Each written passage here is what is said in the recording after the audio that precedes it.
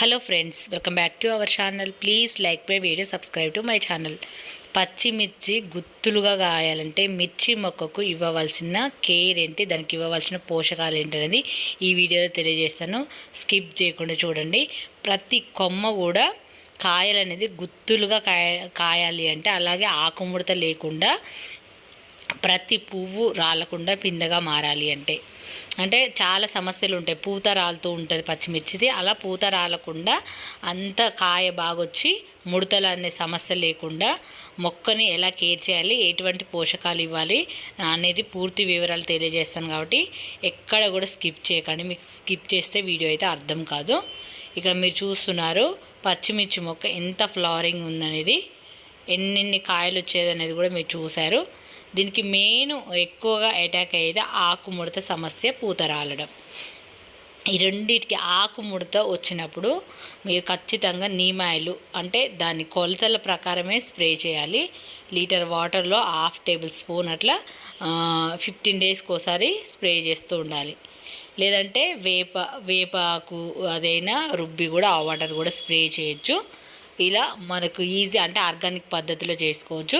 పోషకాల విషయానికి వస్తే మాత్రం దీనికి మొక్క మొదల్లో సాలిడ్ రూపంలో మెంతులు ఏవైతే ఉన్నాయో మెంతులు ఎండబెట్టి పౌడర్ చేసి ఈ పౌడర్ని మొక్క మొదల్లో వేయండి.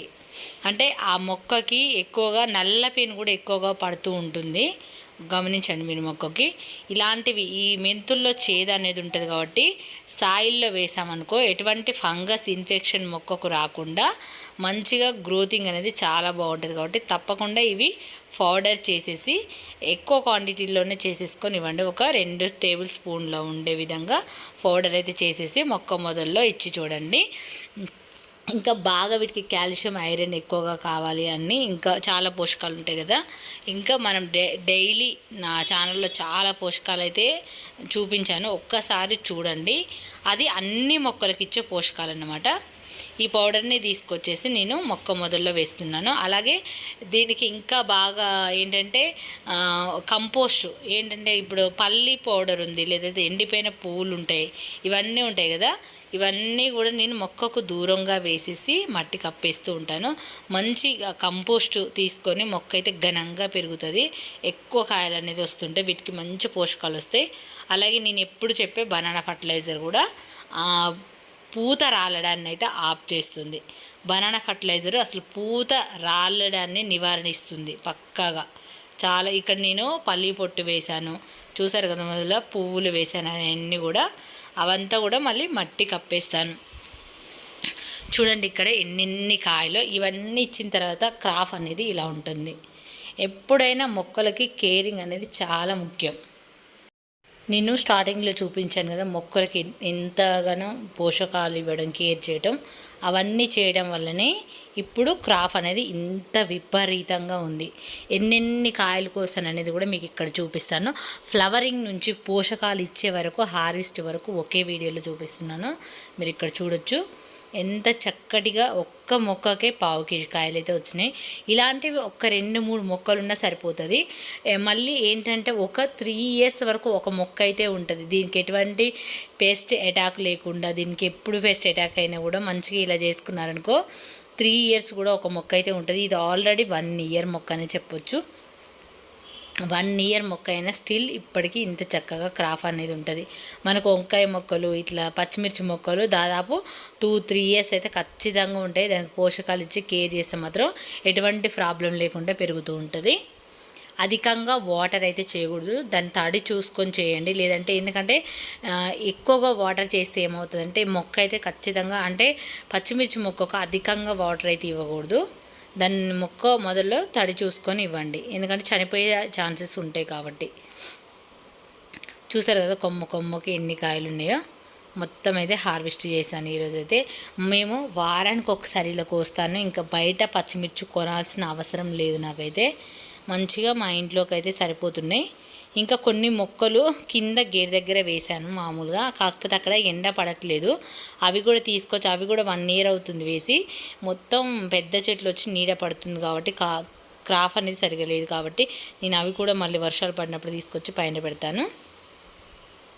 చూసారు కదా ఫ్రెండ్స్, మొక్క ఎంత హెల్తీగా ఎంత చక్కగా ఉందో. ఫ్లవరింగ్ కూడా చాలా చక్కగా ఉంది. ఇన్ని కాయలు అయితే వచ్చినాయి. మళ్ళీ ఇంకా పిందెలు చాలా ఉన్నాయి. మళ్ళీ ఇంకో 4-5 డేస్ వరకు మళ్ళీ వస్తుంటాయి. ఇప్పటికి కావాల్సినవి అయితే నాకు ఇవి సరిపోతూ ఉంటాయి.